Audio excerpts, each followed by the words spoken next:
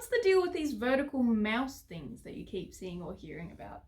So usually a mouse is horizontal in that your hand will be horizontal, you will be palm down.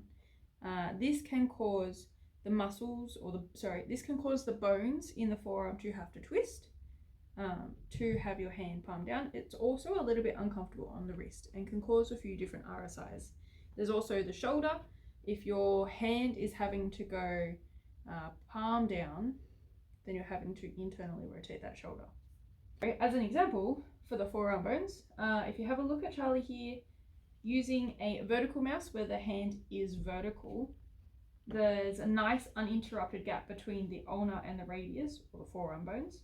But then as soon as Charlie turns his hand down, you can see that the blood vessels and nerves and everything good that's going on in your forearm is getting a little bit squished and twisted, and then it's having to kind of sit in that compressed thing for a while you're at work all day. Thanks, Charlie. So I was recommending a vertical mouse all the time to office workers. I thought I'd jump on, show you guys how it works. I picked up this little guy from Kmart for $10, and I was expecting it to be heaps more awkward to use. So how you would use it is you've got a beautiful little thumb grip going on, and then the two clicky buttons are now on the side. Should probably make sure my laptop isn't on when I'm clicking the buttons. Once it's sitting there for a little while, it goes to sleep. So if you accidentally bump it or click it or something, it doesn't wake up until you're clicking the button, if that makes sense.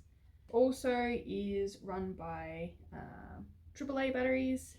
I want to get myself some rechargeable AAA batteries so that I'm not having to kind of toss them out. But I've been using this for a couple of weeks now, and it's not huge on using power.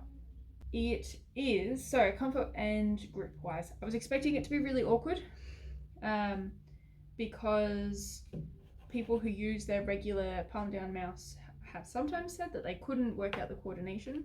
The hardest part for me was going from using a laptop mouse, which is probably the worst thing you could be doing because it's just this tiny little space, to then having to use an actual tangible mouse. So that was probably the biggest teething process for me, not the positioning of the hand.